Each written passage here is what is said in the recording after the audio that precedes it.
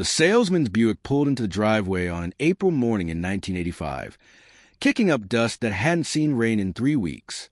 Walter Magnuson was greasing the front axle on his 1972 John Deere 4020 when he saw the car coming. He didn't stop what he was doing, didn't wipe his hands on the red shop rag hanging from his back pocket, just kept working the grease gun, slow and methodical, the way he'd done everything for 80 years. The young man who got out of that Buick was maybe 30. Sport coat, clipboard, smile that had been trained into him at some sales seminar in Moline. He extended his hand across the gravel. Mr. Magnuson? Travis Hendricks, Olson Equipment in Olivia.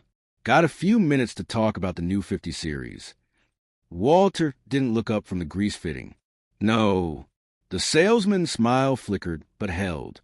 Sir, I understand you're busy, but I think you'll want to hear about the financing programs we're offering. 0% for the first year, deferred payments. That's when Walter straightened up. All 5 feet 9 inches of him. Weathered face, hands that looked like old leather, eyes that had seen things this kid couldn't imagine.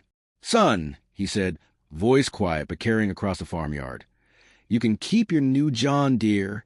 What happened next became the story that spread through Renville County coffee shops and feed store counters for the rest of that decade. But the real story, the one that matters, isn't about one old man's blunt refusal. It's about what he understood that almost everyone else had forgotten. Before I go further, I need to tell you something important. What you're about to hear is drawn from documented patterns that played out across the Midwest in 1985, at the absolute peak of the farm crisis. The equipment models, the financing schemes, the economic pressures.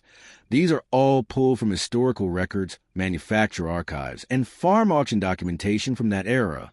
The Federal Reserve Bank of Chicago's agricultural reports from 1985 paint a devastating picture. Land values had dropped 42% from their 1981 peak. Operating loan delinquencies were running at 15%, and farm equipment dealers were sitting on inventory they couldn't move at any price. While I constructed this narrative for clarity, every economic trend and every piece of agricultural reality you'll hear about comes from verifiable sources. This was personal for thousands of families. I'm committed to getting it right. Walter Magnuson was born in 1905, 3 years before Henry Ford built the Model T. He was 24 years old when the stock market crashed in 29, 27 when the drought turned the Great Plains into the Dust Bowl. He'd seen his father lose half their land in the Depression, watched neighbors abandon farms and head west. Stood in the yard while the bank auctioned off equipment his grandfather had bought with gold coins. Those years had marked in the way of Brandmark's cattle. Deep, permanent, unmistakable. By 1940, Walter had bought back some of what his father lost. Paid cash. Money he'd saved working construction jobs in Minneapolis during the worst years. During World War II, he'd farmed with 2 horses and a 1936 Farmel F. 20 because every dollar that came in went toward paying down land. By 1952, the land was free and clear. 800 acres in Renville County, Minnesota. Black dirt that could grow 200 bushel corn in a good year.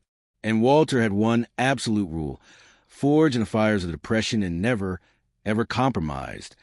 Don't owe money on anything that depreciates. Land, maybe, if the terms were right and the equity was there. But equipment? Never. Livestock?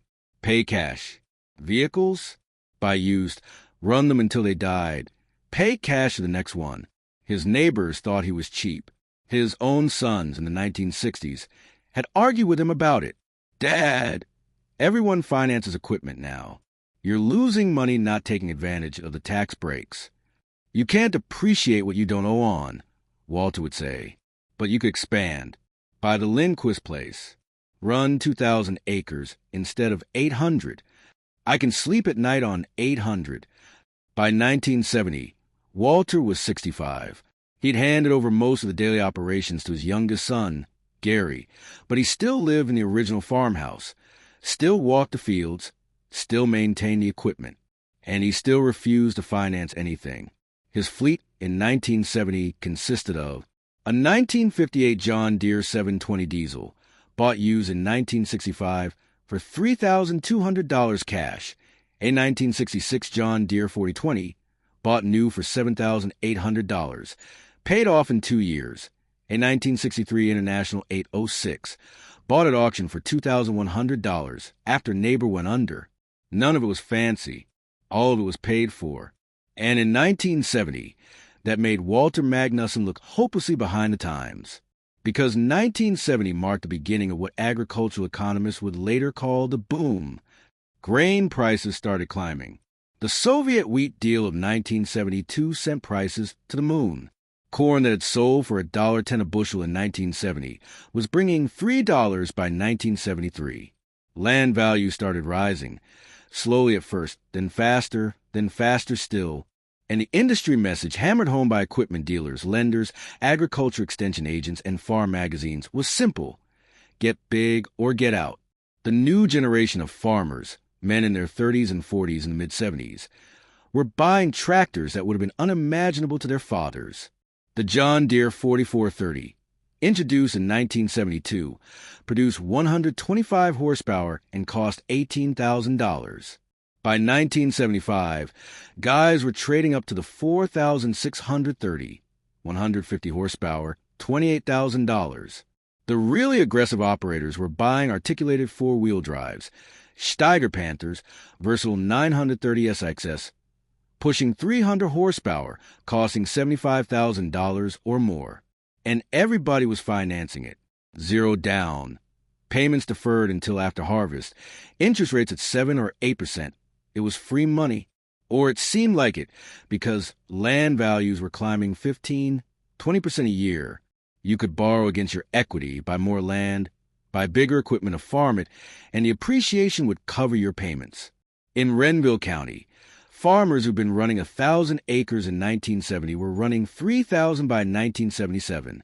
They were building new machine sheds to hold the new equipment, putting up bigger grain bins. Some were building new houses, ranch-style, modern, replacing the old farmhouses their grandparents had built. Walter watched all of it from his kitchen window. His son, Gary, wanted to expand. Wanted to buy the Kowalczyk place when it came up for sale in 1976. 320 acres, good dirt, bordering their south section. Dad, we need to jump on this. Kowalczyk's asking $1,400 an acre, but land's going for $1,600 down by Olivia. This is a steal. Walter was 71 years old. He looked at his son across the kitchen table. What's 1,400 times 320? 448,000. You got that? We can finance it. First National's offering. How much do we owe right now? Gary hesitated. Nothing, but then we're already ahead of most farmers in this county. Dad, you don't understand modern agriculture. You can't compete anymore running 800 acres with equipment from the 60s. We need scale. We need efficiency. Walter sipped his coffee. It had gone cold, but he drank it anyway. I understand that if corn drops to $2 a bushel and land drops to $1,000 an acre, the guy who owes $400,000 is going to lose his farm. I don't need to understand anything else. They didn't buy the Kowalczyk place. A younger farmer from 2 counties overbought it, financed the whole thing at 9%, planned to cash rent it out until land values climbed enough to flip it for profit. The coffee shop talk in Olivia was brutal. Magnuson's too damn stubborn to see opportunity. Old man's going to watch his kid lose everything the guy's willing to operate like it's 1980, not 1950. Walter made his money. Now he's too scared to let Gary make his. But Walter didn't care about coffee shop talk. He'd heard it all before, in the 30s, when guys said the Depression was over and it was time to expand again, 6 months before the second wave hit in 37. Now, let me pause here because if you're watching this and you lived through what came next, I want you to know this channel exists for stories like this, for the wisdom that got drowned out by the boom, for the voices that said wait when everyone else said go. If you remember someone like Walter, or if you were someone like Walter, your perspective matters. Share it if you're willing. The turn came in 1979. It didn't feel like a turn at first, just some headwinds. Interest rates started climbing. The Federal Reserve fighting inflation by raising the prime rate from 11.5% in 1979 to 15.25% by 1980. For farmers who financed land purchases at floating rates tied to prime, that meant payment shock. A $300,000 land loan that had cost $27,000 a year in interest at 9% was suddenly costing $45,000 at 15%. Then Carter imposed a grain embargo on the Soviet Union in January 1980, response to the invasion of Afghanistan. Grain prices, which had been strong, softened. Not collapsed, not yet, but softened. Corn dropped from $3.20 to $2.75. Soybeans from $7.50 to $6.10. Land sales slowed. The guys who bought planning to flip discovered they couldn't find buyers willing to pay 1979 prices, not with interest rates at 15%. But most people figured it was temporary. A blip, the Fed would bring rates back down. The embargo would end. Prices would recover. Walter, 75 years old in 1980, saw something different.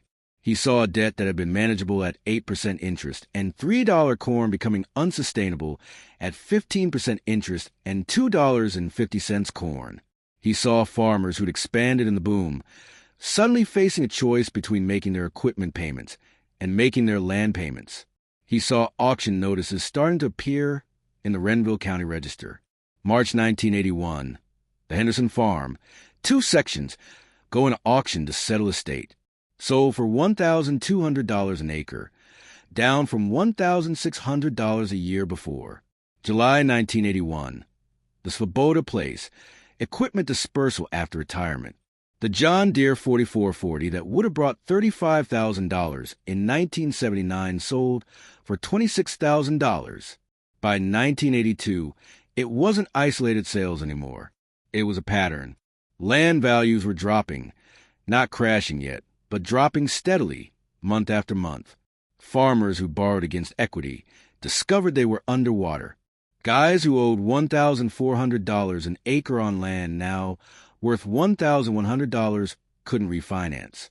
Couldn't sell without taking a massive loss. Couldn't make the payments on declining income. The equipment dealers started hurting. Olson Equipment in Olivia, the John Deere dealer that had moved tractors like candy in the 70s, had a lot full of unsold inventory by 1983. New 4650s that should have sold in a week sat for 6 months. The dealership started offering financing deals that would have been unthinkable 5 years earlier. 0% interest, no payments for 18 months, trade-in allowances that exceeded actual value just to move inventory. Because John Deere, like every manufacturer, had built equipment anticipating the boom would continue. They had production lines running full speed, factories stamping out tractors and combines, warehouses full of inventory that wasn't moving. And that brings us back to that April morning in 1985. Travis Hendricks, the salesman who pulled into Walter's yard, was under pressure, serious pressure. Olson Equipment had 60 days of cash left before they'd have to close. The manufacturer was threatening to pull their dealership if they couldn't move 12 tractors by June. Every dealer in the Midwest was in the same boat, sitting on millions in inventory, bleeding cash, desperate. So they sent salesmen out to every farm in their territory. Not just the guys who were still operating profitably. Everyone, anyone who might possibly somehow be convinced to trade. Walter's farm would have been on that list because he was still operating, still planting every spring, still harvesting every fall. In a county where 20% of the farmers had already gone under, Walter Magnuson was solvent. Travis Hendricks didn't know why. He just knew Walter wasn't in foreclosure, which meant he was a prospect. Mr. Magnuson, Travis said after the initial brush-off, "I understand you're cautious about financing, but this is a 1930. We're offering 0% for 12 months, and after that, we can lock you in at 8.9. That's below prime. You'd actually be losing money not financing at these rates because of inflation." Walter set down the grease gun, wiped his hands, finally, on that red rag. "Son, how old are you?" 32. "You remember the Depression?" "No, sir, but..." "Then you don't know what you're talking about." Travis shifted his weight. He'd been trained for objections, had responses memorized. "Mr. Magnuson, I respect your experience, but agricultural economics have fundamentally changed. Modern farming requires scale, efficiency, technology. That 40/20 you're working on is 13 years old. The new 4450 would cut your fuel costs by 20%, reduce your maintenance, increase your productivity. How much? The 4450? MSRP is $62,800, but with the trade allowance on your 40/20 and the current programs, we could get you in one for $52,000 financed. Walter looked at the young man for a long moment. You know what I paid for that 4020 in 1972? No, sir. $7,800. Cash. You know what it's worth now. We're offering a trade allowance of $8,000. That's about right. So in 13 years, it's lost zero value in real terms, and I've had 13 years of use out of it. Now you want me to borrow $52,000 for something that 13 years from now might be worth $12,000 or $15,000, and you think that makes economic sense. Sir, you're not factoring in the productivity gains. I'm factoring in that I've seen grain prices at $3 and I've seen them at $2, and they might go to $1.50 before this is over. I'm factoring in that every farmer in this county who listened to the pitch you're giving me right now is either already in foreclosure or one bad harvest away from it. I'm factoring in that when you can't make a payment, the bank doesn't care about productivity gains. Travis tried a different approach. Don't you want to leave your son with modern equipment, give him the tools to compete? And that's when Walter's expression changed. Not to anger, to something colder. Son, the best thing I can leave my boy is this: a paid-for farm. No debt. No banker who can take away because interest rates changed or grain prices dropped or the Russians stopped buying wheat. You want to know what modern farming is? Modern farming is not owing anybody a goddamn thing. But, sir, everybody finances equipment. That's just how it's done now. Everybody's in foreclosure. 2. That's how that's done. The salesman stood there in the gravel driveway, clipboard in hand, running out of moves. Mr. Magnuson, I'm just trying to help you stay competitive. Walter picked up the grease gun again. You can keep your new John Deere. I'll keep mine. Travis Hendricks got back in his Buick and drove away. He made 17 more farm calls that week. Sold 0 tractors. Olson Equipment closed in August of 1985. The inventory went back to the manufacturer. Travis moved to Minneapolis and got a job selling copiers. But the story didn't end there, because what happened over the next 3 years vindicated everything Walter Magnuson believed and destroyed almost everything his neighbors had built. Let me give you some historical context you need to understand. According to USDA Economic Research Service data, farm debt in the United States peaked at $215 billion in 1984. Land values, which had hit $823 per acre nationally in 1982, had dropped to $597 by 1987, a 27% decline that wiped out the equity of anyone who'd bought at the peak. The farm credit system, which had financed much of the expansion in the boom years, was essentially insolvent by 1985, requiring a $4 billion government bailout to avoid complete collapse. In Minnesota specifically, the numbers were even more brutal. University of Minnesota Extension reports documented that between 1981 and 1986, the state lost over 14,000 farms, nearly 20% of all operations. In Renville County, where Walter farmed, the county seat Olivia saw 3 implement dealers close, 2 banks fail, and Main Street vacancy rates exceed 30% by 1987. This wasn't a recession. It was a depression concentrated in rural America, and it was invisible to most of the country until Willie Nelson organized Farm Aid in September of 1985. The human toll was devastating in ways that statistics can't capture. Farm foreclosure auctions became so common that newspapers started running them in regular columns instead of as individual notices. Mental health crisis hotlines were established. Rural churches organized food banks for farm families who had income on paper but no cash to buy groceries. And through it all, Walter Magnuson, 80 years old in 1985, kept farming his 800 acres with his paid-for equipment, but he took no pleasure in being right. Gary Swenson, Walter's neighbor to the east, had been one of the go-getters in the 1970s. Bought land in 76 and 78. Traded up to a new John Deere 4640 in 79, 120 horsepower, $32,000 financed.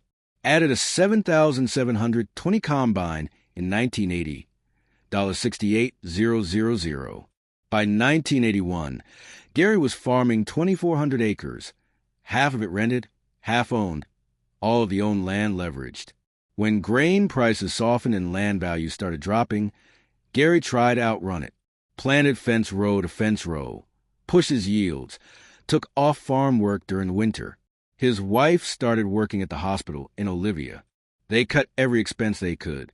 It wasn't enough. In March of 1985, the same month Travis Hendricks drove onto Walter's farm, the Production Credit Association called Gary's operating loan. All of it. He owed $87,000 for seed, fertilizer, fuel, chemicals. They wanted it in 90 days. Gary went to First National Bank to refinance, using his land as collateral. The bank appraised his 1,200 owned acres at $950 per acre. He owed $1,200 per acre. He was underwater by $300,000. The bank said no. Gary Swenson's auction was held on October 12, 1985. Walter went, not to buy, just to be there, to be a witness. The John Deere 4640 that Gary had bought for $32,000, 6 years earlier sold for $11,200. The 7720 combine, $68,000 new, brought $19,000. The land, sold in 3 parcels, averaged $780 per acre. Gary Swenson moved to Bloomington and got a job in a warehouse. His wife divorced him in 1987. Walter heard he remarried eventually, had a different life, but the farm was gone, and Gary wasn't alone. Tom Lindbergh, south of Walter, lost his place in June 86. Dale Knudsen to the west went under in September 85. The Johnson brothers, 3 siblings who'd farmed together, pooled resources, expanded aggressively, lost everything in a bankruptcy auction in April 87 that took 2 full days to complete. Walter knew all of them, had grown up with some of their fathers, had watched them at coffee shops in the 70s, talking about their expansion plans, excited about the future of agriculture. Now they were gone. By 1987, Walter's section of Renville County looked different, physically different. You could see it from the road. Farms that had been meticulously maintained, fences tight, buildings painted, driveways graded, were showing neglect. Renters who'd taken over foreclosed land didn't care about the farmsteads. Buildings started sagging. Equipment rusted where it sat. The Swenson place, which had been Gary's pride, had tall grass growing up to the gravel in the driveway. The machine shed door hung crooked. Someone had stolen the copper downspouts off the barn. Walter drove past it every time he went to town. Every single time, it hurt. Because here's what people who didn't live through this don't understand. Walter didn't want to be the one left standing. He didn't want vindication. He wanted his neighbors to survive. He wanted the young guys who bet everything on growth to find a way through. He wanted the agricultural economy that had been preached to them. Get big, get efficient, use leverage, expand. He wanted that to work. But it didn't work. It was a lie. Or maybe not a lie exactly, but a promise made in good faith that ignored the fundamental lesson of the 1930s. That is fine when values rise, and it's death when they fall. I'm going to pause here, because I want to hear from people who live this. What were the choices really like? When you're watching neighbors lose farms, when the auction notices are coming weekly, when you're trying to decide whether to plant another crop or walk away, what does that feel like? The comments are open. The thing about Walter's philosophy, don't owe money on anything that depreciates, is that it wasn't just about avoiding risk. It was about maintaining optionality, about keeping control of your own fate. Gary Swenson lost his farm because the bank said so, not because he was a bad farmer, not because he was lazy or stupid or unlucky with weather.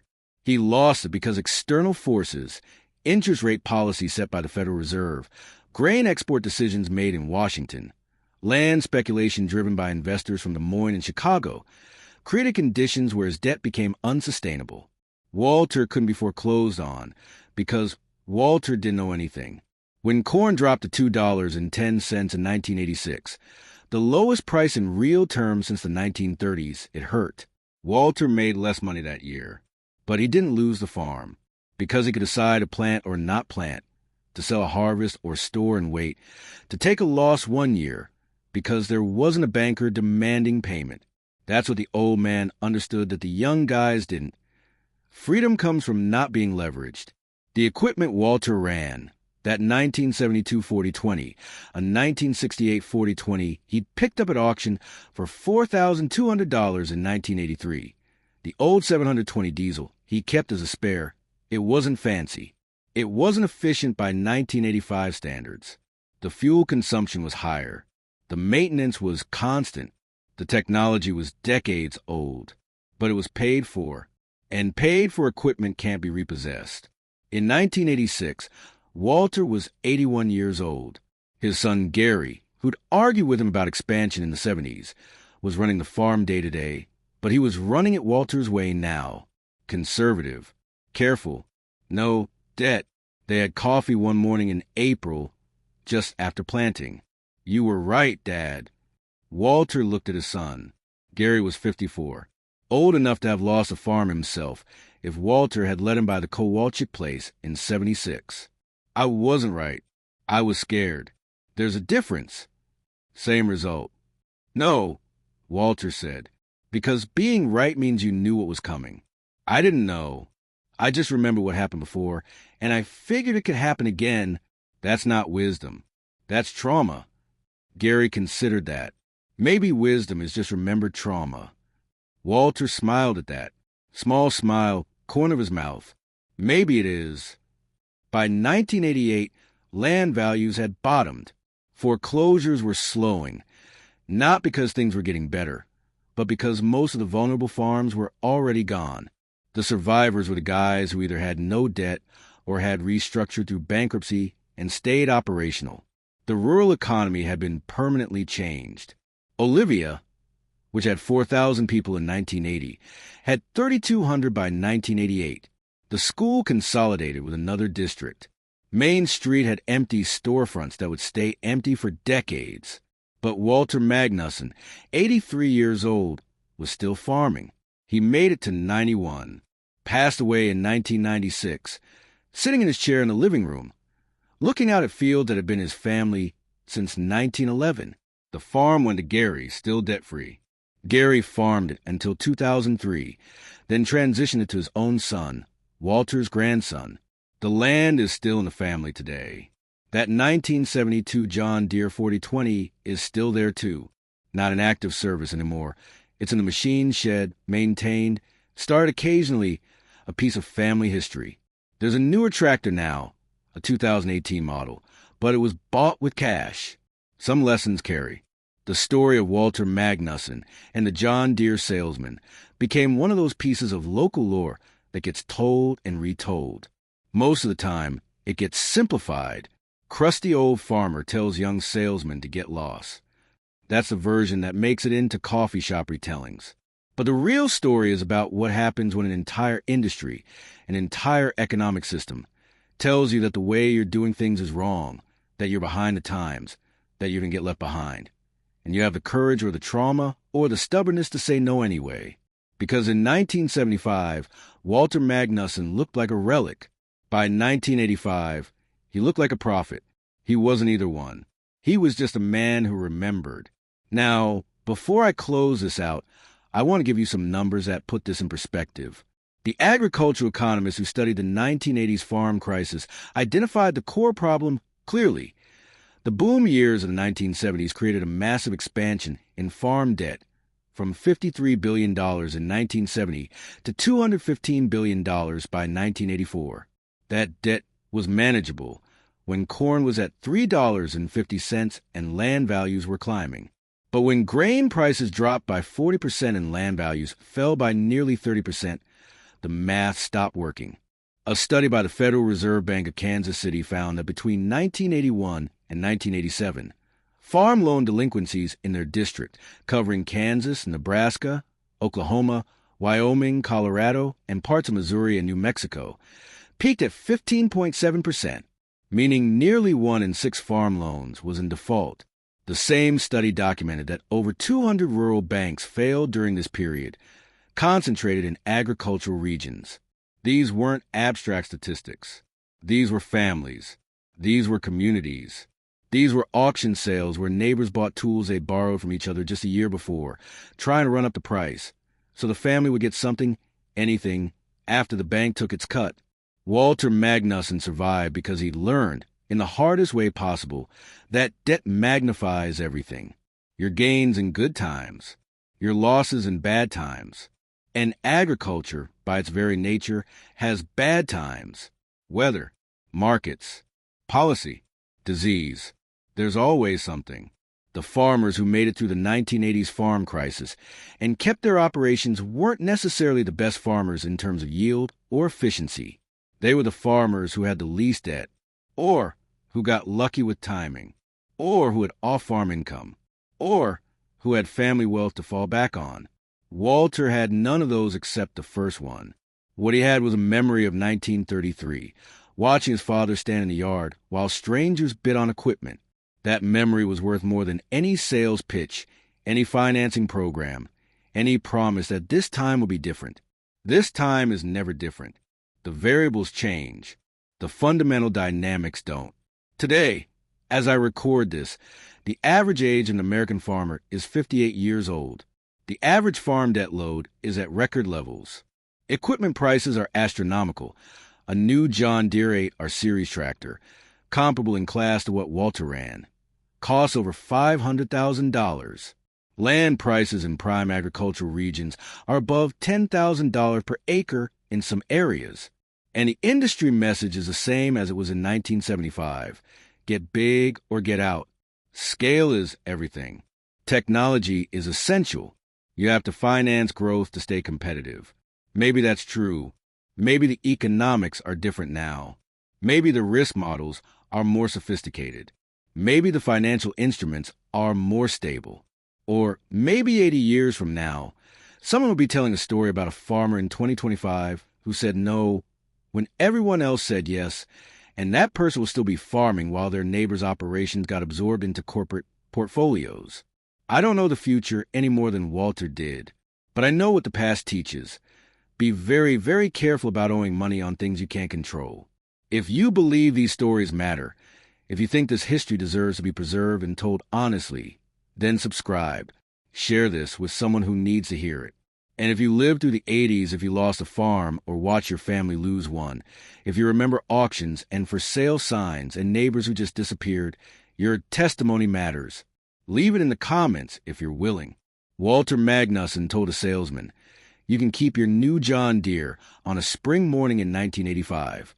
It wasn't a line that saved his farm. The decisions he made in 1966 and 1972 and 1976 saved his farm. That line was just a moment when his entire philosophy, built on Depression-era trauma and maintained through boom and pressure and mockery, crystallized into 5 words. You can keep your new John Deere. Sometimes the most radical thing you can do is just say no.